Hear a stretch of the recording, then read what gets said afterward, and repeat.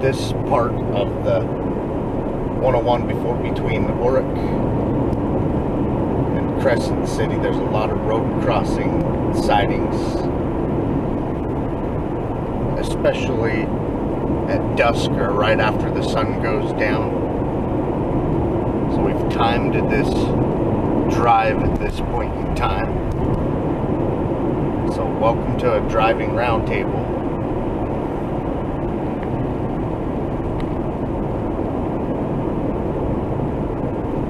Some parts they let you go as fast as 65, other parts they make you slow down to 35.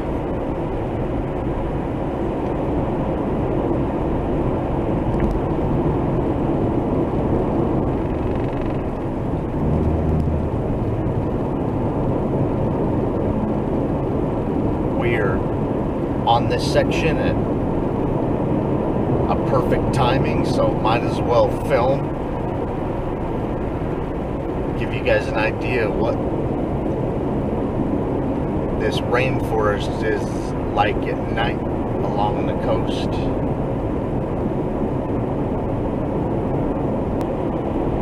There's hardly any traffic, by the way.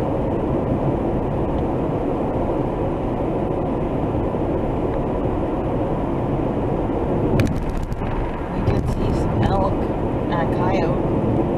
And a rabbit. And some rabbits.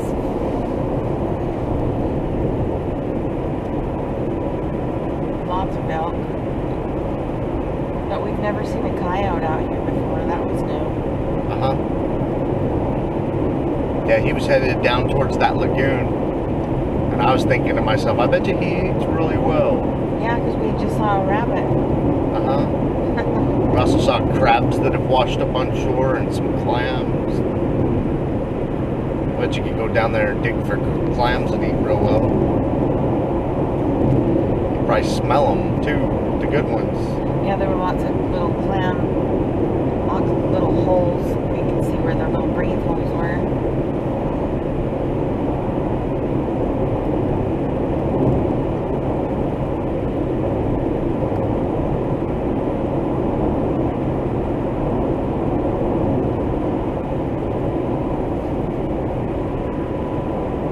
Driving under the speed limit, it makes me nervous driving the speed limit, especially after we saw all those elk. I know, two big huge males just were crossing the road. Yeah, I keep thinking I'm going to come around a blind corner and blam into an elk, so.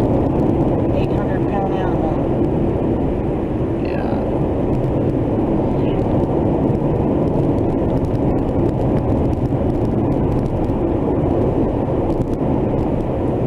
There's a lot of sections of this road where I feel like they have the speed limit higher than it should be, but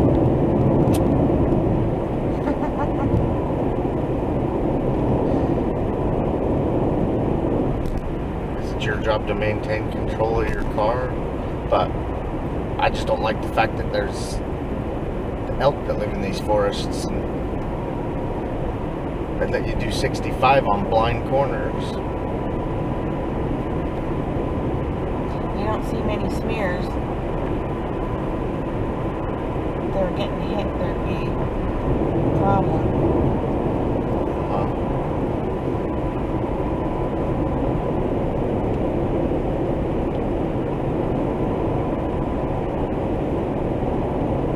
And it always makes me wonder if Bigfoot exists, when is it going to become roadkill? I mean, it's only inevitable. Maybe that may be the way that the existence of Bigfoot gets proven, is a big Mac running one of them over, you know? I've actually heard of people hitting them with their car, and then they just get up and run off. Yeah, Oma says Wally hit one when she was with him in his F-350 and it got up and limped off.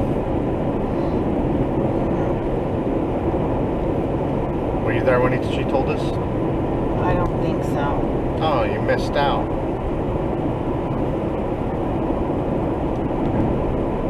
I have heard of a lady hitting one with her car, and it got up and ran off. but I don't know who that lady is personally. It's just, I think it was an Alaskan sighting or something like that, or Canadian. One that I remember of a woman running one over. yeah, it was a woman and she hit it with a car. They're crossing the Klamath River.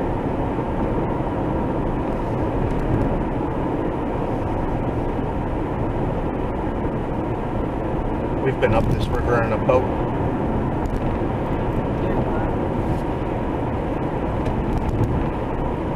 Yeah, and they took us right past where the Patty sighting was.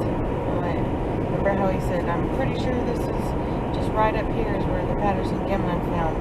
Yeah, he claimed, the jet boat driver claimed that we were sitting in front of where the Bluff Creek flows out into the Klamath. Yeah. So we've been on each side of it because we've been on the other side as well. Yep. We've been right up close to where it happened.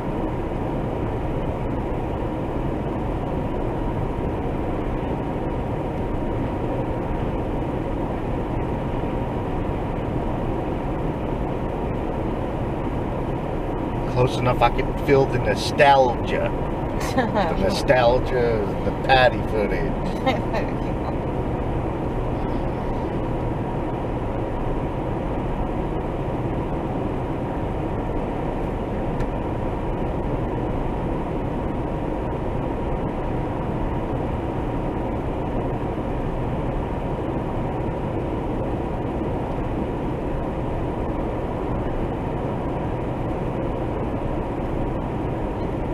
Now we're dang near in the same neighborhood as the Patty footage right now.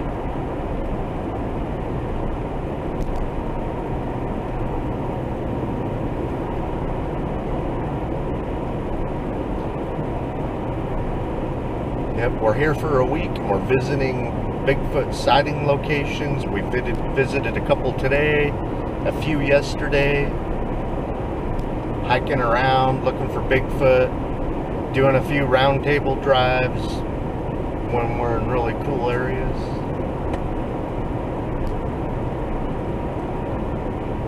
In this stretch, there's been so many road cross sightings, people seeing them down in the lagoons, and people actually seeing them on the beach. And then in Trinidad,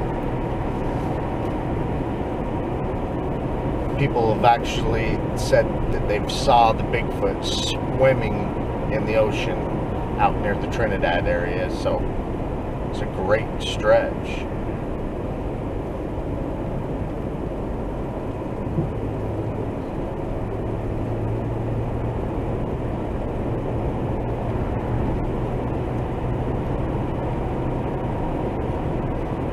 One of the things I like about some of the road crossing sightings, that people claim that they have seen Bigfoot coming from the ocean across this road towards the woods and the mountains carrying seaweed or kelp.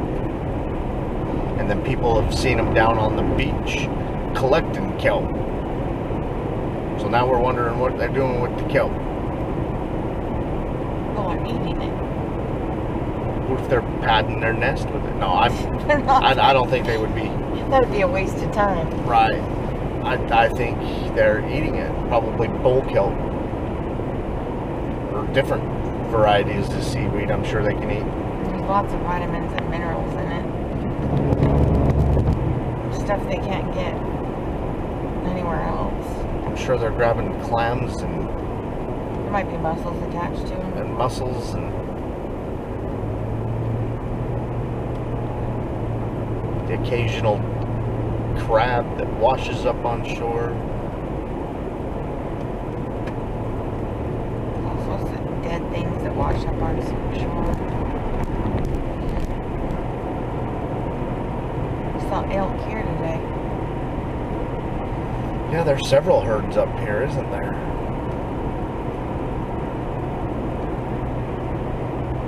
The elk here aren't very shy. The ones of where we live, you come within 500 foot of an elk and they take off running. You just can't get near elk where we're from. I noticed today, hiking several miles, I didn't breathe hard, not like I do back at home, hiking at about 8,000 feet. The last town we were in says it was 26 feet elevation. That's just crazy. So now I was thinking, gosh, I'm not getting short of breath. I could breathe real good. I must be in real great shape. And then I started thinking, I'm like, no, you're at sea level, dude. There's lots of oxygen here.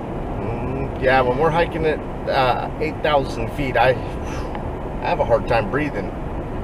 We even bring oxygen containers, portable disposable oxygen containers when we hike above 8,000 feet. Supposedly bad for your heart if you're not getting enough oxygen. And so, especially when we get up 10,000 feet or higher, we bring those and we use them. But I don't know, I could probably jog some of these trails down here at sea level and never have to need my oxygen.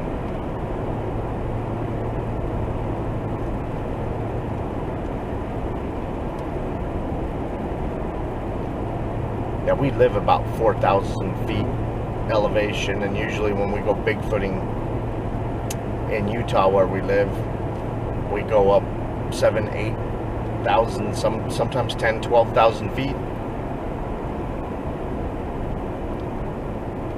I know people live on the coast, they get up 4,000 feet and they think they're high elevation bigfooting. And you know, when you live every day at a couple of hundred feet, that is? Yeah, you get to 4,000 feet, and I'm sure that air's thin like to you. That's what we live at 43. Right.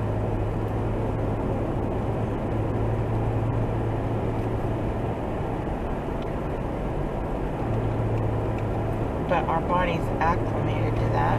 Yes, it is. Even though it's acclimated to that, I get 4,000 more feet, and it about kills me sometimes. Yeah. That's how they feel when they hike at 4,000 feet. Yeah, I'm sure. But sometimes there's just too much air here. Oxygen. And it's so wet. Yeah, we live in a pretty dry climate where we're from. I mean, we get humidity and rain, but we have a lot of days with close to zero humidity. Oh, we get whole weeks without even rain. We sure do. Which is nice sometimes, and other times you're begging for it. We need rain. Yeah, you walk on your lawn and it sounds like Rice Krispie treats. Yeah, we get crispy lawn once in a while.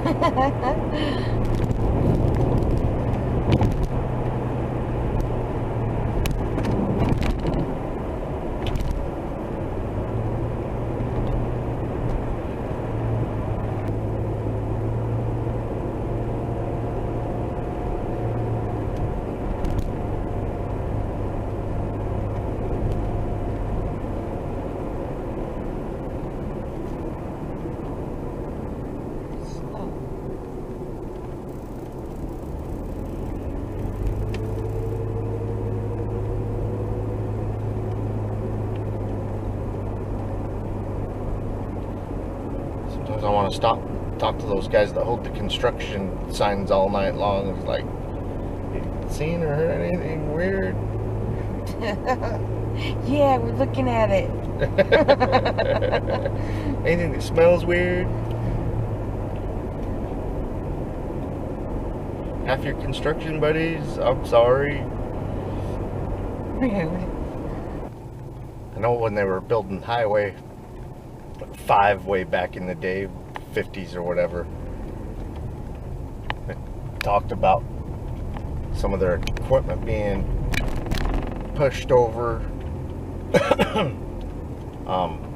55-gallon barrel drums of gas being taken and thrown down cliff sides and stuff, so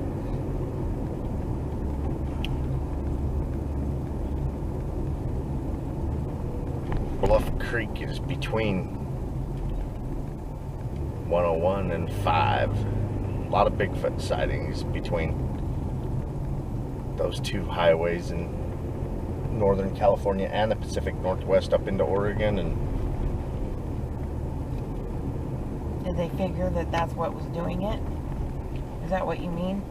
Yeah, they saw tracks, and the crews were being harassed, and that's when they hired that big time bear hunter to come in and chase off the Bigfoot. It's when they were just before they crossed over into Oregon and Northern California building that. A lot of the guys that had to chop down the trees to clear the way, and the bulldozing crews and stuff, those looking at the sighting reports from back then, it looks like they were harassed the worst. The first crews on site clearing the way.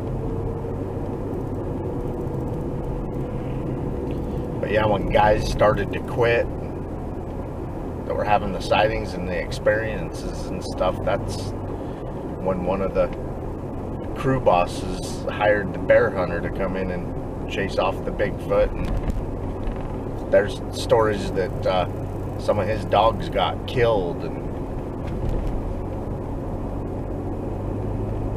trying to track down one of the creatures. So, not saying Bigfoot killed his dogs or whatever, but anyway.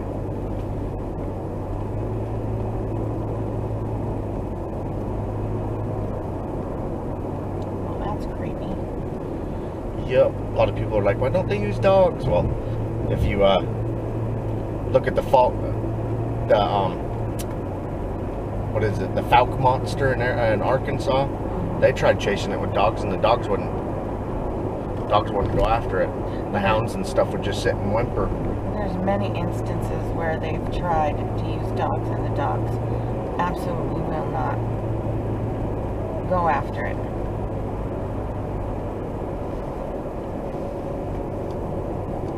Dogs go after anything too. Bears, mountain lions, they ain't afraid. So that's just strange.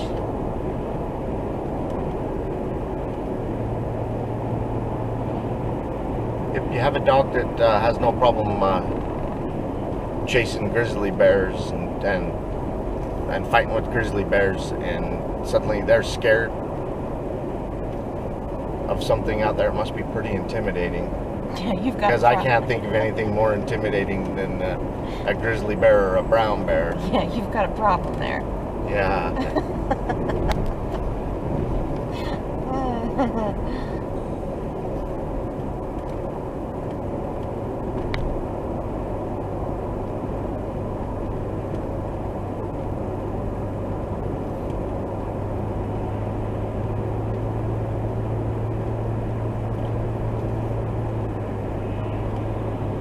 Earlier I was saying there ain't no traffic. We haven't seen any traffic, but we got stopped at a construction zone, so all the traffic for miles and miles kind of got grouped together here.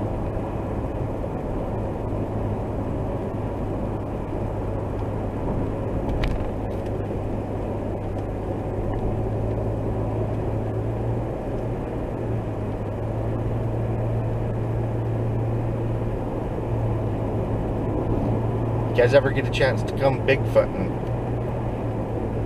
up here in the Pacific Northwest and northern part of California? It's just beautiful. I recommend it. A lot of neat trails. And today Jenny took us off trail.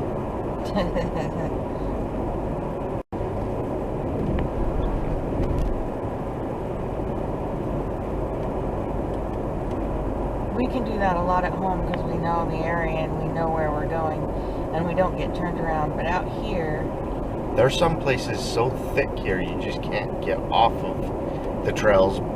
Once in a while you can find an animal trail to follow, but Jenny actually found an animal trail that we were going off trail on, and barely tell that animals were using it. Yeah, we don't know the area good enough around here just to head off for too far without getting turned around. Yep.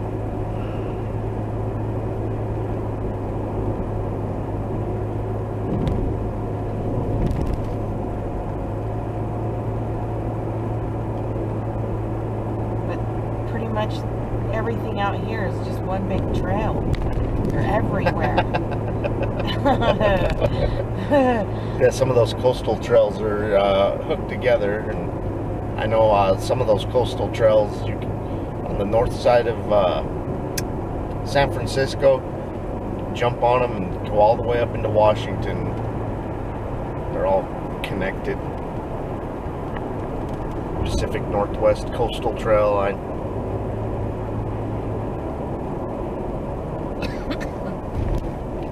I've been on many sections of it looking for Bigfoot because of the Bigfoot sightings in some of those areas.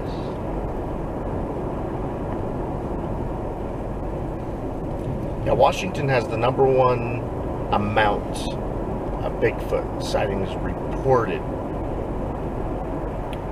To anyone that cares to record them, like BFRO and a few other ones, us, Oregon Bigfoot. And then second to the most is where we're at right now. The northern part of California is #2 in the world.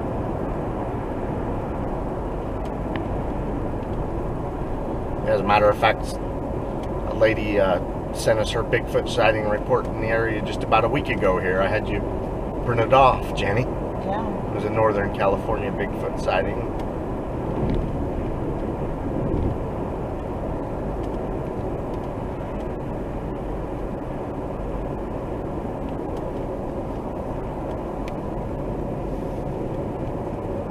Yeah, send us your reports, kcshaw40@gmail.com. We really love to get them. If we get a chance, we try to visit the areas sometime in the future, but we'd love to hear about your reports, what you saw, what the creature looked like.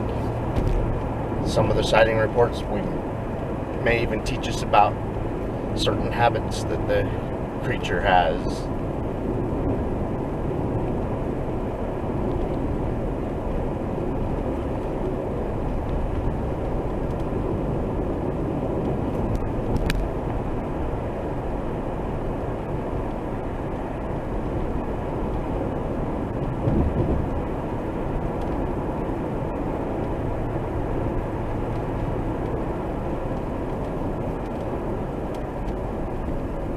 There's so many sighting reports, especially the road crossing ones. I read them, and the person saying, I was going to such and such Oregon, and between Orick and Crescent City, this happened. I saw a Bigfoot cross the road, or I stopped and it yelled in the window. You know, there is one where the guy pulled over to let traffic go by, and Bigfoot come running up to his car and yelled in the window. How terrifying is that? I mean, the guy even like slunk down in the front of his seat, wanted to crawl down onto the floorboards, you know? Oh, yeah.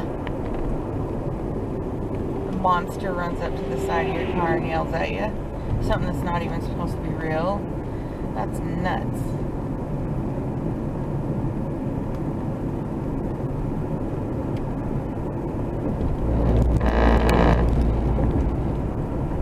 That'd scare me if a person did that to me. So when we come out here bigfooting, we like to drive this stretch at night. I mean, that's in the dusk of the evening and after dark. This is where the action is. If you've had one of those sightings, please let us know. I'm sure there's hundreds more than the handful or two of people that have actually admitted it.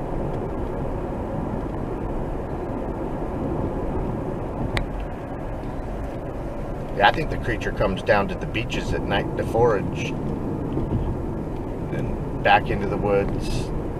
I'm sure they have all different types of food sources, but that's one that they rely on. So I don't think necessarily that a Bigfoot's down at the beach every single night, but there are nights I'm sure they come down and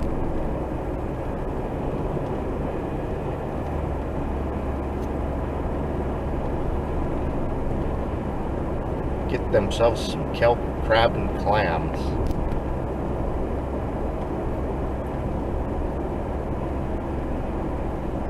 Now we even saw a seal that washed up on the beach that one year. It was missing its head, like a shark bit its head off or something. Yeah, that was just weird. I'm not saying a shark took its head off, but something did. Yeah, I could have got hit by a boat, maybe. Yeah, anything's possible, yeah.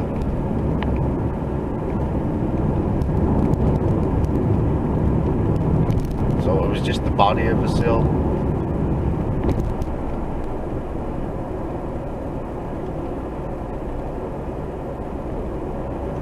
We saw a couple of seals out in the ocean today. Yeah, we did.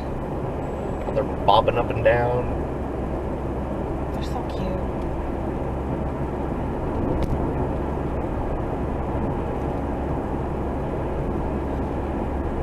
Certain secluded beaches where hardly anybody goes down to after a change in tide, Jenny and I like to walk along them looking for footprints, especially in the morning before anybody gets down to the beach, see if we can see any